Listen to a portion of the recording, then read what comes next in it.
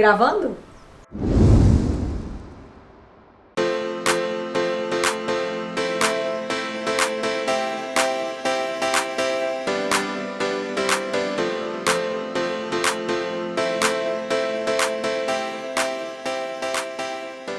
Olá pessoal, tudo bem com vocês? Mais uma temporada se inicia do Josi Entrevista, né? E é com muito orgulho que eu tenho aqui hoje uma pessoa admirável, gente. De uma energia incrível e que de fato tem um propósito lindo de vida.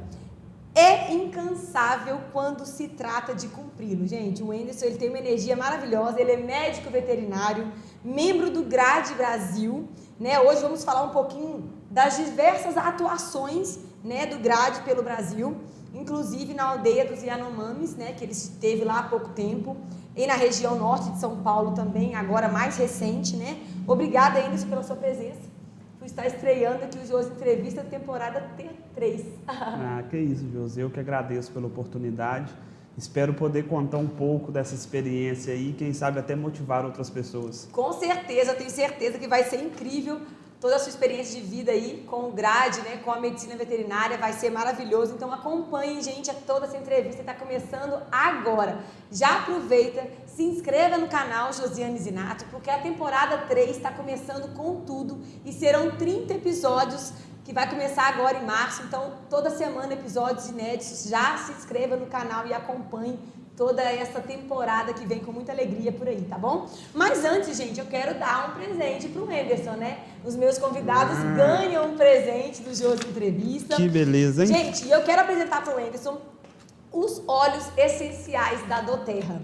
Vem fazendo o maior sucesso na saúde e bem-estar das pessoas, gente. Olha, ele ganhou um kit de apresentação. Nesse kit de apresentação, Wenderson, a gente tem aí os 3 óleos principais, vamos dizer assim, né? Ele vai ter ali, gente, o Lemon, que é um óleo maravilhoso do limão siciliano, excelente detox para o corpo, auxilia na parte diurética, digestiva, eleva o pH e controla o colesterol. É uma água saborizada, deliciosa, que você vai tomar de manhã agora no seu café da manhã. Vai postar lá pra mim, ó, esse aqui, delicioso. Pinga uma gotinha na água, olha que lindo. Pinga uma gotinha na água e toma de manhã. Tem também o Peppermint, gente, que é um óleo maravilhoso para dar energia. O Wenderson, que tem essa vida corrida igual ele tem que ter Peppermint para dar uma reforçada na energia aí também.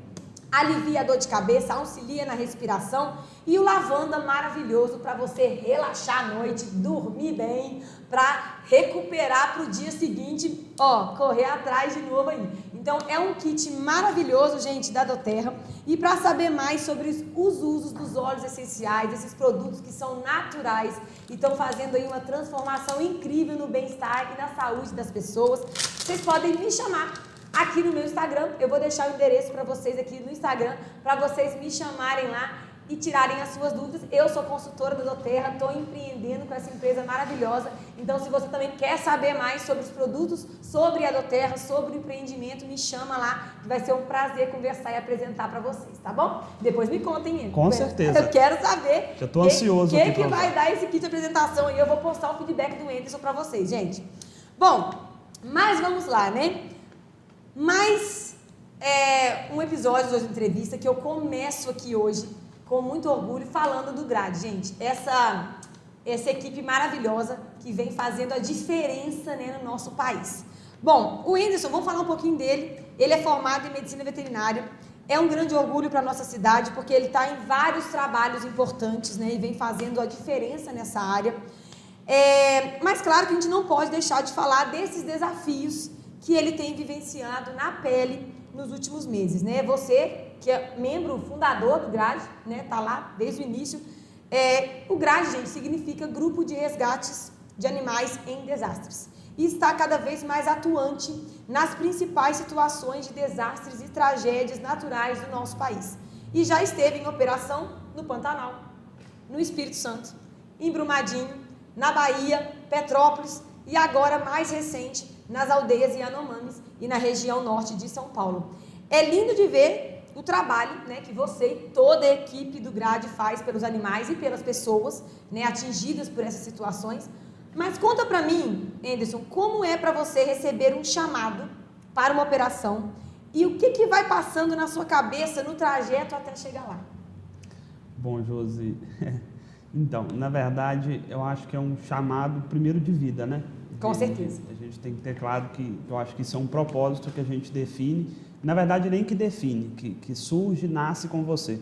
Então eu sempre fui ligado a inúmeras causas sociais, o povo lá em casa brinca que eu sou viciado com voluntário, então o GRADE foi uma forma, né, que na verdade eu falo que o grupo que me abraçou, eu formei em medicina veterinária, eu entrei antes de me formar, e dentro da medicina veterinária era a forma que eu mais me via atuando de forma voluntária e através do social inserido dentro da minha profissão. Então, quando a gente é acionado para uma operação, já passa um turbilhão de sentimentos, né? O que eu vou encontrar, qual que é a situação, qual que é o nível de fragilidade que aquela comunidade está exposta, como que eu posso fazer para mitigar esse impacto, esse sofrimento, se tudo que eu vou fazer é suficiente, será que eu vou deixar a desejar? Então, tudo isso passa pela cabeça quando você está se dirigindo até esse local. E você não sabe o que te espera, né? Não. Porque eu falo assim, cada desastre, você sabe que vai ser difícil, óbvio. Mas você nunca sabe o que te espera, né? Porque é sempre uma interrogação. Meu Deus, o que eu vou chegar lá, o que eu vou ver? Né? Igual agora, mais recente, litoral norte de São Paulo, devastado, né? Acredito que todos os desastres têm o seu peso na sua vida, mas realmente é estratégico você ir nesse trajeto se preparando emocionalmente. Né? Assim, a gente já acaba definindo uma série de protocolos, né? Então acaba que durante o caminho já é trabalho já também. É reunião de desenvolvimento, já é divide equipe. Exatamente, e tal. Então já é briefing o tempo todo, né, que a gente chama, já tentando entender qual que é o cenário, qual que é o tamanho da área atingida, já fazendo a integração, seja com a Defesa Civil Nacional, estadual, municipal, junto com quem estiver lá, seja Exército, Marinha, enfim. Afinal de contas, não dá para perder tempo, né? Não. Porque a tragédia já aconteceu. Mas, às vezes, quanto mais rápido vocês agem, mais gente vocês conseguem salvar, mais animais vocês conseguem salvar. Então, não pode perder tempo. Isso é uma premissa, né? Cada minuto para a gente pode ser uma eternidade para quem está precisando de uma ajuda, né? Verdade. Então, isso a gente tem que ter bem claro. E como você disse, nenhum cenário é igual ao outro. Por mais que o litoral norte de São Paulo tenha sido semelhante com Petrópolis, o protocolo talvez seja o mesmo, mas as pessoas vão ser diferentes, o terreno vai ser diferente, então o perfil daquele local vai ser diferente. Então, não existe nenhum cenário igual ao outro, nenhum desastre igual ao outro. É onde mora o Brandon. Ele tem vários animais lá, entre cães e aves, que precisam ser resgatados. Já temos um local, né, para levar esses animais, mas o acesso aqui tá bem complexo, olha. Ainda tem muita lama, mas os animais estão desde domingo, né, sem prato. O pessoal, a família dele teve que sair correndo. Infelizmente o vô dele faleceu. E agora a gente está conseguindo um caminho aqui para poder resgatar esses animais. Gente, tudo é novidade, né? Tudo é novidade. E a gente sabe que não é só o físico, né? Que é preciso estar em dia. Porque são operações difíceis de logística, né, gente? Qual delas até hoje exigiu mais de você no aspecto físico, de acesso, de transporte? A gente viu, né, Brumadinho, como foi difícil, lama para todo lado, tinha, né, veterinários e bombeiros que tinham lama até aqui, ó, né? Como que você consegue, nessa parte de logística aí, desses desastres? Então, na verdade, como a gente disse, outro dia eu estava brincando que eu já acho que eu já nem consigo definir qual foi o mais difícil, porque são todos bem desafiadores. De um ponto de vista operacional, talvez o mais complexo do ponto de vista logístico tenha sido o Pantanal em 2020. Por ser um local longe, por se pensar que a gente tinha que planejar operações para levar água para o Pantanal, que é a maior planície alagável contínua do mundo. Então, Nossa. assim, você tinha que mobilizar vários caminhões bitrem de água para chegar, passar para um caminhão-pipa, passar para uma caminhonete menor. Então, assim, isso, de um ponto de vista de logística, foi muito complexo. Do ponto de vista de deslocamento, talvez, no território Yanomami, né, por ser longe, por ser até chegar em Roraima, que já já é um estado longe, de Roraima até as comunidades, num avião monomotor, até chegar na comunidade ter que se deslocar a pé. Então, assim, cada um tem um perfil desafiador, mas, sem dúvida, a maioria dos desastres, o fator logístico é o mais complexo. E aí o físico tem que dar conta, né? Tem que dar conta. Você ágil tem que, não pode ter preguiça, Não, se tiver que zero. andar quilômetros e vamos que vamos. Zero, Teve dias no território Yanomami, por exemplo, a gente andar 18 quilômetros com a mochila pesada, de comunidade em comunidade, né?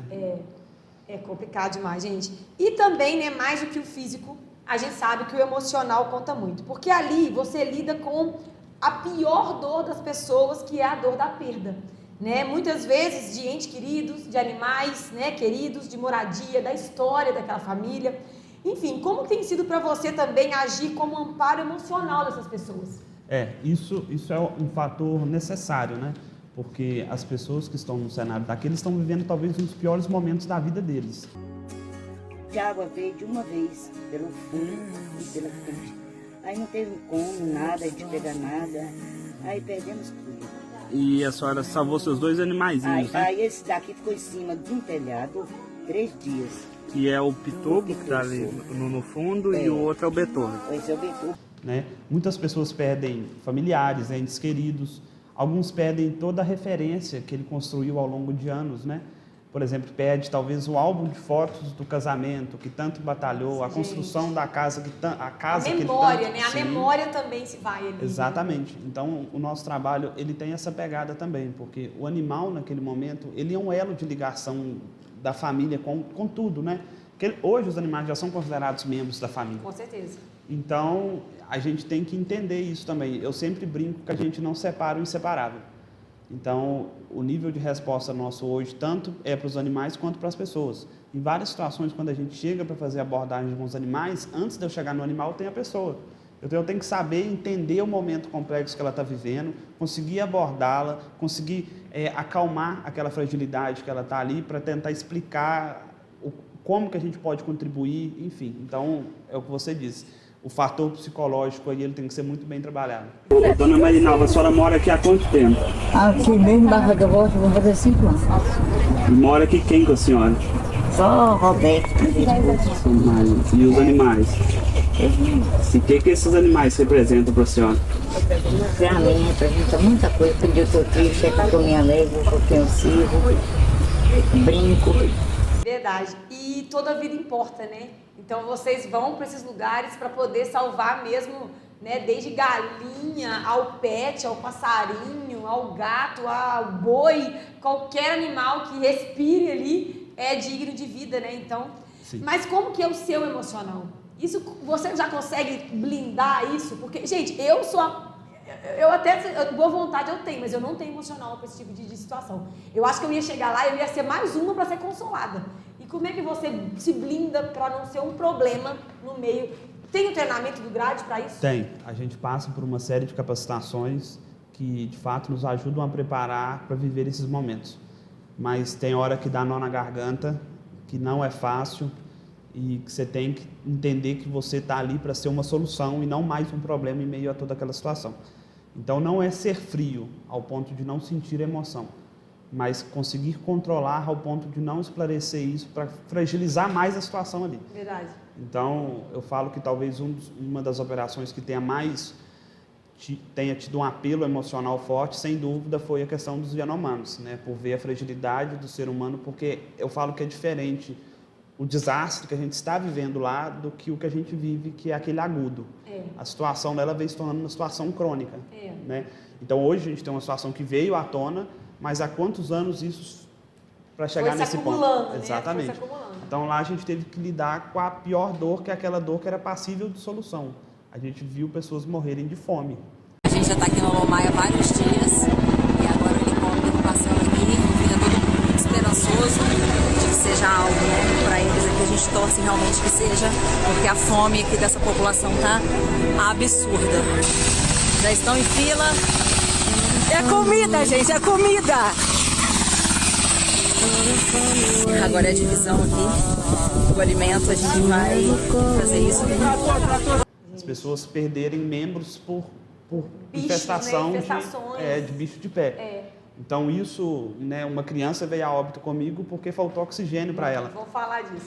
Então assim, é tudo muito... Essa, sem dúvida, com relação... Não tem como comparar. Exatamente. Não tem como comparar, é difícil. Bom, e no primeiro episódio, gente, do ano passado, da segunda temporada, eu entrevistei a Carla Sassi, né, que também é médica veterinária e excepcional, também fundadora do GRADE, e estava recente na tragédia de Petrópolis, né, porque eu comecei a gravar em março, né, a tragédia de Petrópolis tinha acontecido também no início do ano, e hoje eu gravo com você e estamos recente com a tragédia parecida aí no litoral norte de São Paulo e que você também esteve presente lá. Como que é para você ver esse cenário se repetindo? A cada ano, trazendo perdas e destruição por tantos lugares e famílias. O que tem sido feito pelas autoridades, Defesa Civil, para amenizar a situação que tem sido recorrente, né? Sim. Uma coisa que é um fato é que os desastres sempre vão acontecer. A natureza não tem como a gente também controlar, né? Chuva sempre vai ter, né? Deslizamento sempre vai ter. E o que nos traz a realidade, por exemplo, comparando a questão do litoral norte de São Paulo, é que as famílias atingidas eram famílias mapeadas e que o poder público sabia que elas estavam em áreas de risco. Assim como a maioria são, né? A gente tem um estudo que hoje existe mais de 2 milhões de pessoas em área de risco no Brasil. Nossa. Então, assim, a maioria das pessoas não querem assumir o desgaste de ter que falar, você tem que sair da sua casa. Muitas pessoas não assumem a responsabilidade de ficar ali, né? É transferir a responsabilidade, né? E isso pra gente chega a ser um pouco revoltante. Então você acaba gastando muita energia, muito recurso, com um resultado que não precisava ter sido feito. Poderia isso, ter né? sido tirado aquelas pessoas dali antes. Então, existe um estudo que fala para cada $1 gasto em prevenção, economiza-se 7 na resposta. Nossa, gente. Então, assim, o Brasil ainda está caminhando a passos muito lentos na cultura da prevenção. Litoral Norte ficou claro para todo mundo, saiu em vários canais de televisão, que as famílias que eram famílias da área de risco, que eram famílias de baixa renda, o governo municipal estruturou um projeto para a construção de um conjunto habitacional para retirar essas pessoas dessa área de risco. Porém, moradores de um condomínio de luxo da região de Maresias interviram para não construir esse conjunto habitacional próximo a eles. Nossa, e, infelizmente, passou-se 2 anos, a gente teve esse cenário agora. Então, assim, isso é mais uma realidade do Brasil, né? Até onde o interesse pessoal conflita na perda de vidas. Nossa, gente, e aí a gente vai vendo isso, né? Porque vai chegando o final do ano, início de ano, começam as chuvas, a gente já fica pensando, onde vai ser o desastre esse ano? Exatamente. Porque, graças a Deus, Petrópolis esse ano ficou tranquilo. Porque senão, gente, haja equipe do GRADE para salvar essa galera, não tem condição. Né? Todo ano, igual o Pantanal também, esse ano foi... Né? Esse ano, foi em 2020 e 2021. 2020, gente, e aí? Né? Até quando a gente vai ficar lidando com isso? É claro que mas o que precisa ser feito? Né? Tem que ter uma ação para poder existir. Tem que existir, né, uma construção de políticas públicas eficientes que a gente consiga prevenir essas situações. É verdade. Muito bem. Bom, e sem dúvida, vamos falar agora da Operação Yanomami, né, que teve um grande impacto e apelo emocional. Há poucos meses, você e a equipe do GRADE conseguiram ter acesso às aldeias, de difícil acesso, gente, no meio do nada. No meio da floresta, né, que chega lá a barco só, não é isso? A maioria das comunidades, na verdade, o acesso é só por meio aéreo. Nossa. Então, e não tem lugar para pousar também, né? Tanto que eu vi a Carla falando que não tem como ir avião grande, tem que ser um avião pequeno, porque Exatamente. o grande não tem espaço para ele descer. A maioria das pistas, os aviões que pousam são aviões monomotores, que são aviões pequenos, e são pistas de terra esburacadas, com pistas extremamente curtas, então, assim, é um risco bem elevado. Para chegar lá de Boa Vista, que é a capital de Roraima, até a comunidade, por exemplo, do Otuei, eram 2h30 nesse avião pequeno, nesse avião monomotor. E aí, gente, você quer levar tudo? Como é que você leva pessoas e ainda leva suprimentos para poder, né, dar aquelas famílias? Então, a logística atrapalha muito nesse tudo caso. é milimetricamente pesado. Então, né, tem o seu peso, tem um limite de peso que você tem que levar na sua mochila, que você tem que racionar durante os dias que você vai ficar hospedado ali naquele local. Dieta rigorosa ali. Verdade, meu Deus. Bom, e nessas horas, né, dá vontade de ter superpoderes, né? Eu acho que dá vontade assim, meu Deus, eu quero ter superpoderes para poder resolver tudo. Mas como que é para você lidar com situações que também não estão nas suas mãos? Né? Como foi o caso do bebê Yanomami, que acabou falecendo no trajeto para o hospital. O que você carrega de aprendizado de cada situação em que, infelizmente, nada consegue ser feito? A primeira coisa que eu carrego comigo é que eu fiz o suficiente perante o que podia ser feito, né? Então, assim, quando aconteceu essa situação, que foi uma criança que nasceu, a mãe descartou a criança, por uma questão cultural deles, a avó adotou a criança, caminhou a noite toda, chegou no posto de saúde com essa criança, e no posto de saúde já ela teve 2 paradas cardiorrespiratórias, ela foi reanimada, e aí eles solicitaram uma remoção aérea, que era o mesmo voo que eu estava indo embora para Boa Vista, e faltando 30 minutos para chegar em Boa Vista, essa criança deu outra parada cardiorrespiratória. E na equipe não tinha médico, na equipe que eles mandam de remoção. Lá é só um enfermeiro que faz a remoção aeromédica, e ele sozinho ele não conseguiria realizar todas as manobras necessárias. Então eu sabia qual procedimento a ser feito, porque eu era treinado para isso, né? Então eu não fiquei com aquele sentimento de impotência, porque de fato eu conseguiria fazer algo. Porém, o que me deixou muito frustrado e mostrou a fragilidade do que esse povo vem sofrendo é que quando a gente precisou do suporte de oxigênio, não tinha. A bala de oxigênio ela não foi vazia, ela não foi cheia, ela foi pela metade, né? Não sei a quantidade exata, mas faltando meia hora essa criança, né, por mais que a gente conseguiu reanimá-la com as drogas corretas, através da massagem cardíaca, o oxigênio foi essencial e infelizmente não teve, e a criança veio a óbito. Gente, é muito difícil lidar com uma situação dessa, né? Porque eu falo, você se sente assim, meu Deus, o que eu faço? Né? Não é qualquer coisa, é uma vida, é uma criança, então o básico é o oxigênio, né? O que a gente tem aí de graça, né? E isso faltar para uma criança é muito triste. Mas é claro, né, que isso já vinha de uma criança desnutrida, Sim, de uma criança que foi gerada com uma mãe que não teve, né, boa alimentação, e tudo isso vai acarretando diversas o que esse povo vem sofrendo é algo inimaginável para nós que estamos aqui. As pessoas não terem o que comer, as pessoas morrerem de malária por uma questão de um desequilíbrio causado por uma ação antrópica. Onde eu estava, a gente tinha uma média de casos de malária de 25 casos por dia. Gente! É um índice elevado, né? Apesar de ser uma região endêmica, né? E as pessoas querendo se internar, porque na internação tinha uma alimentação, e muitas vezes a pessoa não estava nem doente, mas... Já queria comer, só comer, né? O mínimo. Então, assim, as pessoas, era assustador. Assim, o primeiro dia que eu cheguei lá, eu não conseguia nem comer, porque eu fiquei abrigado num posto de saúde e várias crianças, pessoas em volta pedindo comida. Você se sente, meu Deus, eu não sou digno de comer isso tudo. Implorando, eu preciso dividir isso com essas pessoas. Implorando comida o tempo todo, mas existe uma metodologia de quem está lá, de que você não pode ofertar alimentação o tempo todo, porque senão essa alimentação vai faltar para a equipe que está lá trabalhando, e também, né, infelizmente, você não pode fazer isso de forma contínua. Então, assim... O que eu tinha, que eu dava para dar escondido, eu dei meus biscoitos, dei minhas frutas. Não conta para ninguém, não. O Tim tá dando, mas não conta para ninguém, não. Mas aí chega um momento que não dá mais. Né? Então isso traz pra gente, isso é bem pesado, lidar ali no dia a dia. É muito pesado. Bom, e eu tenho certeza que a cada fim de missão nunca é o fim, né? Porque a equipe sai de cena e às vezes se renova, né? Que aí outra equipe vai. O GRAD, graças a Deus, né, tem uma equipe aí que consegue fazer essa troca de pessoas, mas o trabalho nesses lugares ainda é longo, né, de reconstrução, de buscar respostas, ações, auxílio, né, mas todas as vezes eu vejo você postar uma reflexão de agradecimento a Deus por tudo, né, que você tem, e volta para sua rotina, para sua casa, para o seu trabalho. Como que é voltar para sua rotina, para sua casa, para sua comida, para sua cama, para sua família, para seus amigos, depois de servir em umas missões dessas? A primeira coisa é que você volta de lá extremamente grato. Grato por tudo, e você começa a ter uma visão diferente de valorização das coisas. Então, assim, você valoriza o arroz com feijão, você valoriza o bom dia, o abraço. Então, assim, você começa a ter uma visão diferente do mundo.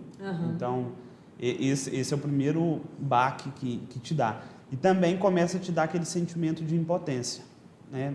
Poxa, eu vi tudo isso e agora... aqui, eles estão lá, e aí? Porque você deu a comida, supriu ali, mas e agora? O que vai ser deles? Exatamente. Com você aqui. Então, e o GRAD ainda está lá? Como que está sendo feito agora? Não, o trabalho com os territórios Yanomami, ele foi suspenso devido à desintrusão por parte do garimpo, né? Começou uma série de conflitos. Gente, é muito burocrático também, né? Então a gente teve que retirar as equipes devido a isso. Ontem a gente passou o dia em Brasília fazendo várias reuniões e uma das pautas foi exatamente essa, como retomar esse trabalho, né? Porque o nosso grande objetivo era entender qual que era a relação desses indígenas com os animais, porque nunca havia sido feito um trabalho médico veterinário nessas comunidades. Nossa. Então, né, para nossa surpresa, a gente foi extremamente bem recebido, bem acolhido.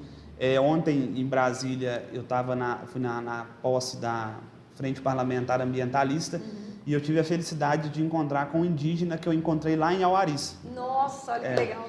E ele veio, ele me reconheceu, veio, me deu um abraço e eu tratei uma cadelinha dele que estava super mal, que já tinha sido colocada realmente para virar óbito, porque eles não têm o que fazer.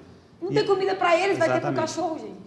Então, assim, essa cadela estava doente, eu consegui tratá-la durante o tempo que eu estava lá, prescrevi o tratamento, ele conseguiu fazer e hoje ela está super bem. Então, Olha, ele foi me legal. agradecer e pedir, pelo amor de Deus, que a gente precisa retornar lá, porque eles precisam do nosso apoio. Então, isso para a gente foi muito gratificante, em poder entender que a nossa presença ali, ela fez uma diferença. Então, assim, a gente está tentando construir junto ao governo federal e os órgãos oficiais uma retomada desses trabalhos e não só uma retomada, mas a elaboração de um plano de resposta a curto, médio e longo prazo. Porque vai ser longo o trabalho ali, né? Longo, muito longo, muito legal. Gente, eu vou fazer um bate-bola com o Anderson agora sobre as experiências dele, né, no GRADE e vamos conhecer mais sobre a atuação dele nesse projeto, tá? Bom, fala pra mim, Anderson, qual foi a primeira ação no GRADE? Que eu participei, Brumadinho. Brumadinho. Sim. Foi o desastre ali, né, do rompimento da barragem. Já foi um início punk, hein? Foi um início já... Teste pra cardíaco, né? Vamos ver se esse menino vai aguentar o tranco, né? Já foi Brumadinho. Qual foi a sua missão mais longa? Você ficou mais tempo?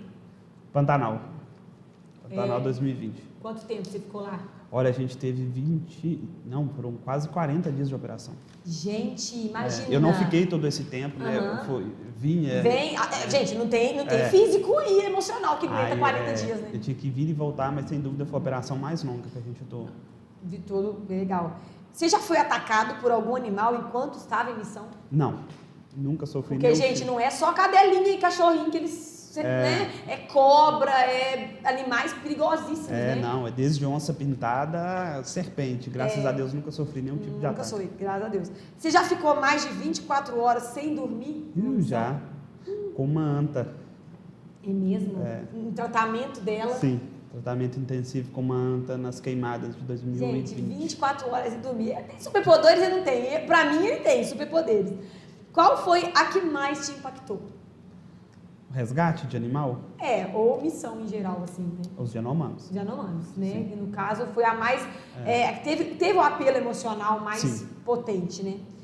Qual você não conseguiu ir? Já teve alguma que você não foi? De operações do GRADE? Sim, teve várias, né? Porque de acordo com a nossa disponibilidade. Então, assim, teve, por exemplo, na região de Pernambuco, Recife, eu não consegui atuar presencialmente, mas quando a gente não vai... Existe um trabalho... Suporte online e tudo mais. A equipe está sempre trabalhando, né? Isso aí. Qual você teve mais medo?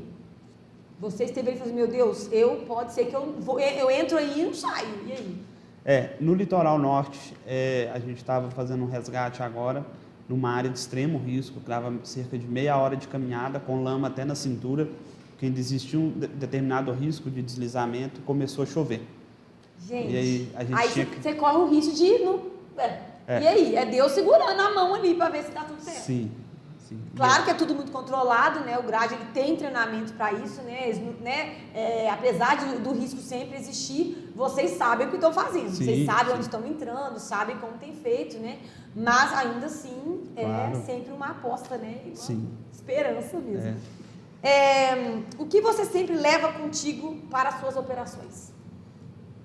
Bom, além do prático, que são os equipamentos de proteção, eu poderia dizer que é minha fé mesmo. Eu não perco essa... Nossa Senhora Aparecida, né? Ele e ela aqui, ó, são best friends, esses dois, que eu já vi casos aí, já li no Instagram dele, a devoção que ele tem, né? Sempre. E é oração mesmo na entrada o tempo todo. Sempre. É a fé que alimenta... E como que fica a sua família aqui? Sua mãe deve ficar meio doida na cabeça, né? É aquele ditado da seita que dói menos, sabe? Fala assim, mãe, olha, é o meu propósito de vida, gente. Quando é um propósito de vida, Meu filho, eu acho que até, Deus me livre igual, mas até a morte ela é bem-vinda. Eu acho que quando você está fazendo o seu propósito de vida, gente, é recompensador, né, o que você faz. Assim, no início eles ainda ficavam um pouco assim, mas hoje não. Hoje já quando acontece um desastre, antes de acabar de passar a notícia, ela já está na porta do quarto falando assim, você vai que dia? Lá vai ele de novo. Gente, coração de mãe, não, porque não tem como você comunicar, né? Sim. Tem lugares que você vai que você não deve nem conseguir falar com ela. Não. E aí, como é que você fica? Gente, a mãe deve ficar doida num desastre desse com um filho lá incomunicável, né? Alguns a comunicação é impossível, né? Mas coração de mãe sempre. Ela sabe. Gente, tem que rezar muito por essa mãe também, hein? Bom, e como que as pessoas podem ajudar o GRAD, né? Sim. Que é, claro, filantrópico, né? Então vocês têm aí como ajudar o GRAD. Eu vou deixar aqui já o Instagram do GRAD para vocês seguirem, acompanharem todas as operações, tudo que eles fazem. Mas fala pra gente como que as pessoas podem ajudar. Existem, né? Cada operação vai ter um tipo de necessidade, mas todas a gente tem necessidades realmente que são necessidades financeiras que ajudam até a fomentar o comércio daquele local que já está fragilizado. Então, isso é uma premissa da resposta. Então, as pessoas podem contribuir via transferência, Vou Pix, deixar enfim. aqui também para vocês, que lá no Instagram tem. Então, só entrar no Instagram vai ter lá as medidas, existem formas de doar ração, enfim, os suprimentos necessários naquela operação. Então, existem várias formas de ajudar, né? Compartilhando, fazendo oração, tudo isso já ajuda muito. Gente, inclusive, as pessoas do lugar. É muito legal, né? Quando uma pessoa do lugar vai ali e fala assim, toma um café. Sim. Tipo, né? Quer uma água, né? Às vezes, o próprio local, né? As pessoas do local ali. Todo mundo pode ser útil. Por exemplo, existe uma pessoa que fazia uma diferença na vida uma diferença fantástica na vida de quem estava trabalhando ali, que tinha uma senhora que lavava a roupa dos voluntários. Gente, olha isso, cara. É anjo, né? Deus manda os anjos para ajudar. Que parece uma atitude simples, mas isso levanta a moral. Quando você levanta de manhã, tem uma roupa limpa, passada. Né? A dignidade retoma. Exatamente. Ali. É legal demais, muito bacana. Bom, Enzo, eu quero mais uma vez agradecer a sua presença. Nossa, que linda foi essa entrevista. Né? Começar a terceira temporada com essa motivação, né? De que os seus problemas, gente, são desse tamanho, perto do que está acontecendo lá fora, né? Então, assim, acompanhem o GRAD, o que eles têm feito, aprendam, né, com essa galera que está aí, não só veterinários, né? Porque o GRAD é feito de várias profissões aí, é incrível o trabalho que eles fazem. Então, eu quero muito agradecer o Enes por estar aqui hoje e toda essa equipe maravilhosa, Carla, minha irmã também, né, do GRAD. É uma equipe fantástica, gente. Se vocês querem conhecer mais, acompanhar o trabalho, vale a pena. Se você quer ser voluntário também, tem a preparação, né? De vez em quando vocês convocam a galera aí para poder fazer e passar, né? Porque é tipo isso, né? Tem que passar em todas as etapas ali, porque não é fácil a missão, mas o propósito de vida fala mais alto e os desafios ficam pequenininhos, né? Com certeza, Josi. Muito obrigado pela oportunidade. E, sem dúvida alguma, a gente sempre abre seleções para novos integrantes, então só ficar atento às nossas redes sociais, que lá mostra como que é todo esse procedimento de seleção, de capacitação, de atuação. Então, quem quer fazer parte, quem tem vontade, já tem a metade. Isso aí, gente, é uma vocação de vida, né? Se você tem essa vocação, não deixa ela guardada não, porque tem muito lugar precisando, né? E uma pessoa com certeza faz a diferença, né? Eu quero mais uma vez agradecer, gente, a todos os apoiadores que estão comigo nessa terceira temporada. Agora, no mês de março, eu quero agradecer a Charlotte. Eu estou toda aqui maravilhosa com o look da Charlotte. A Bela Acessórios, meus acessórios, essa tiara linda aqui e todos os acessórios que eu estou usando também lá da Simone, da Bela Acessórios. Obrigada, querida. E a todas as empresas que estão comigo também nessa terceira temporada.